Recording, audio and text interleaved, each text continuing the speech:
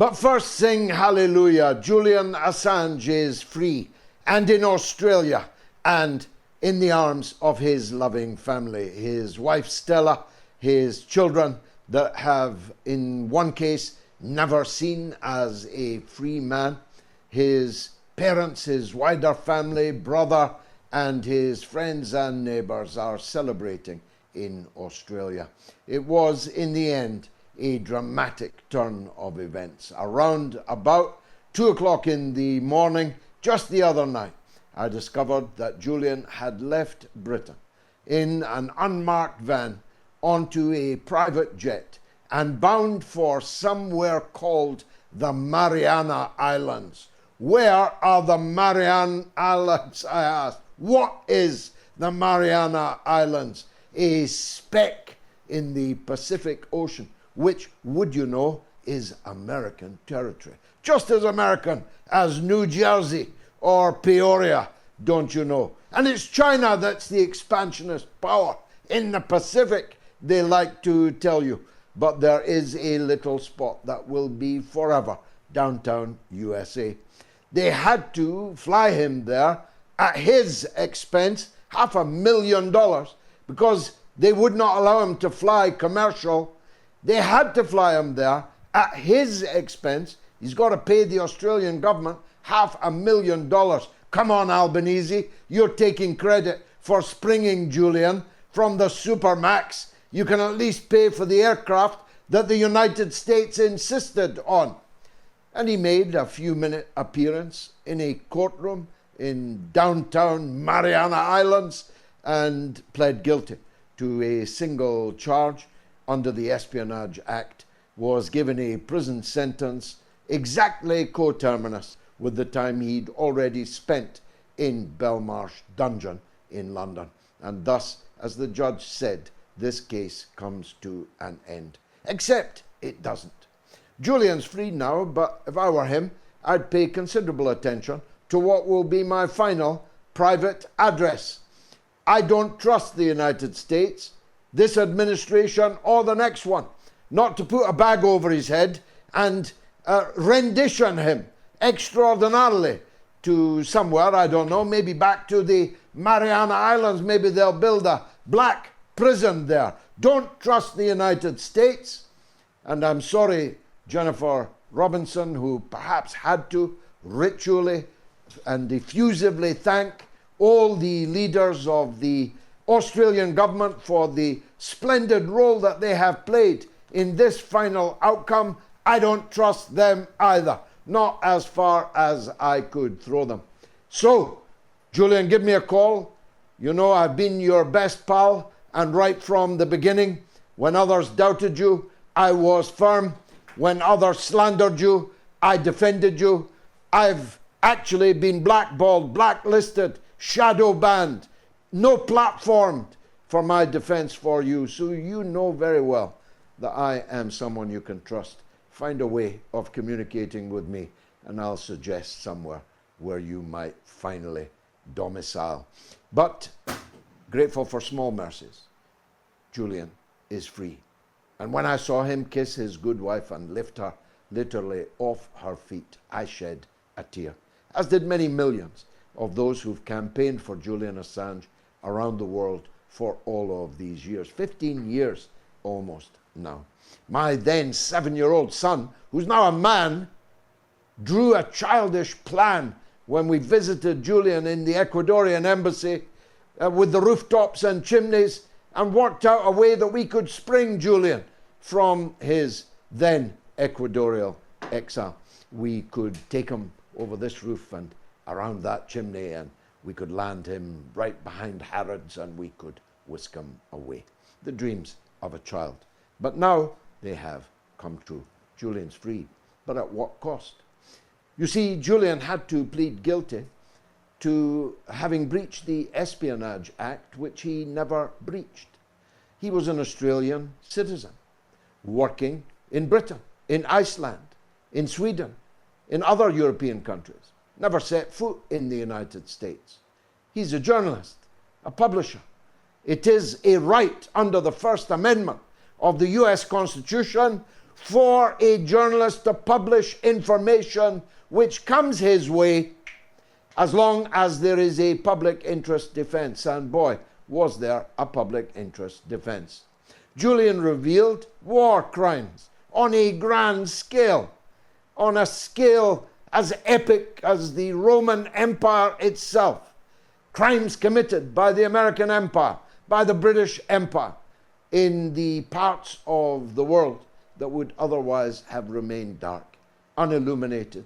We would never have known about the US order to light them up.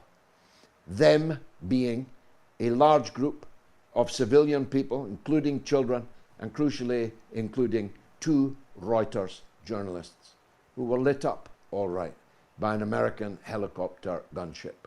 The video from the cockpit of that act of mass murder, ordered by an American commander, light them up, he said, twice. We would never have known about it. And we would never have known about many of the war crimes that took place in Bagram Air Base, in Abu Ghraib prison, in Guantanamo Bay, in black sites all over the world. We would never have known about them but for Julian Assange. Instead of pinning a gold medal on his chest, awarded for services to freedom of speech, to the freedom to know what your government is doing on your dime and in your name, instead of pinning a gold medal, they pinned a conviction under the Espionage Act upon his chest. And thus, the chilling effect of the crucifixion, for that is what it was, of Julian Assange has in any case been achieved. Julian's life is saved for now. Hallelujah. But what journalist will risk being the next Julian Assange? Taken to the Mariana Islands, convicted under the Espionage Act, and sent not home to Australia, but to Guantanamo Bay, which, wonder of all wonders, remains entirely open for business as usual, despite a president long ago called Barack Obama being elected on the pledge that he was going to close it. The crimes of the Western empires around the world are never ending, and they just reached into the bowels of the British state and effectively convicted a journalist, a gentle man, a beautiful man, as a matter of fact, who was slandered in the most foul way.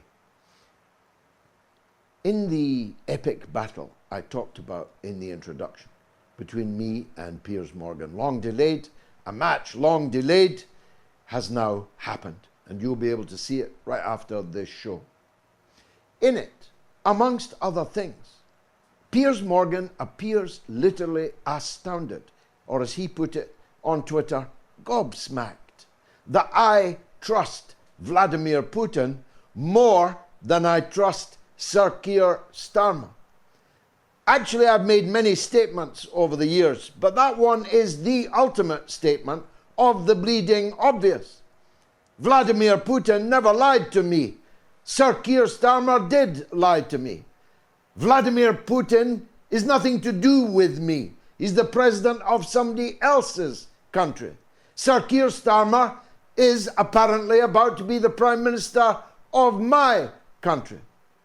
Vladimir Putin did not conspire to deport Julian Assange to Sweden, the better for his extradition to the Supermax penitentiary in California and 152 years of penal servitude. It wasn't Putin that did that. It was Keir Starmer. Although he's carefully lost all the papers. He's always telling us he's a former director of public prosecutions. Yes, but whenever an awkward case that he's prosecuted or decided not to prosecute comes up, he tells you it never crossed his desk, or the papers have now been destroyed.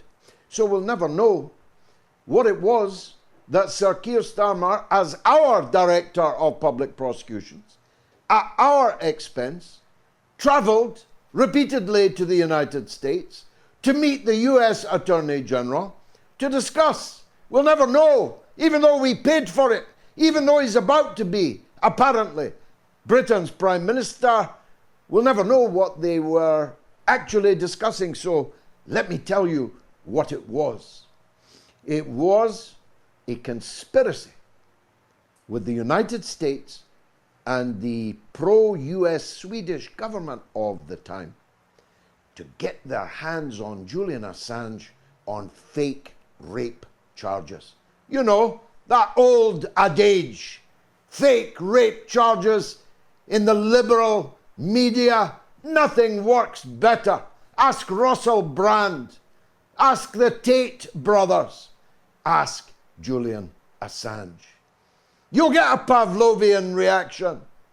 All the so-called feminists who don't give a toss about all the dead women and girls in Gaza, but they'll be outraged at anonymous, fake rape charges on which you can extradite a great whistleblower, publisher, journalist, and then you'll never see or hear him again. Novara Media, I.O. Cesar, you remember her? She does it like a champion. You remember her? She demanded that Julian Assange be extradited to Sweden. In Novara Media, she demanded it because there are women waiting to have their day in court with Julian Assange, except there were not. There was no rape. There was no accuser. There was no evidence. It was all a conspiracy. The better for the US to get their hands on Julian Assange. And scores of Labour members of Parliament and scores of others, leaders of NGOs, campaigning organizations that later metamorphosed into big Julian Assange champions, but who blackballed, blacklisted, no platformed, and shadow banned me because I refused to accept the fake rape allegations against Julian Assange, because I rightly called them out as fake rape allegations while they were demanding that he face his non-existent accusers in Sweden at the time. So Julian, give me a call. I'm so happy. My cup overfloweth with joy at your release, and I wish you a long and peaceful and happy life. But trust in God, but tie up your camel just the same. Now, so much else to discuss. The battle of the giants in Britain is Keir Starmer versus Rishi Sunak. Nobody will be watching it. I don't have to worry that any of you are going to switch off the mother of all talk shows and switch on to the ultimate bore fest, worse than England versus Slovenia. None of you are going to do that, and virtually nobody in the country is going to do it either. They would have been better putting me and Farage on the stage with them. Then they would have had record-breaking audiences, but they won't risk that. So these two sluggers will pitter-pat it out, and nothing will change. The Labour lead will endure, although it's falling, and will be under 40% by next Thursday, the 4th of July.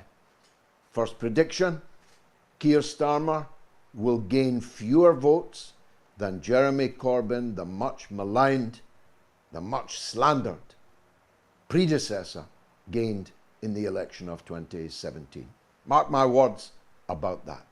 But under our electoral system, you can get 38% of the vote and 70% of the seats. The Tories will get 20%, second prediction. And you can get 20% but only get 71 seats. Do the maths. Or in the case of Farage, you might get millions of votes and no seats. The Workers' Party will definitely get hundreds of thousands of votes and may only get a small handful of seats. But we are winning the argument. Channel 4 News tonight had one of these qualitative research groups, one of these focus groups. They asked them Who among you is going to vote Conservative on the 4th of July? Nobody raised their hand. Who among you is going to vote Labour as a positive vote? None of them raised their hands. Neither cheek of the same backside is loved by anybody other than those paid to love them in the whole of the British Isles.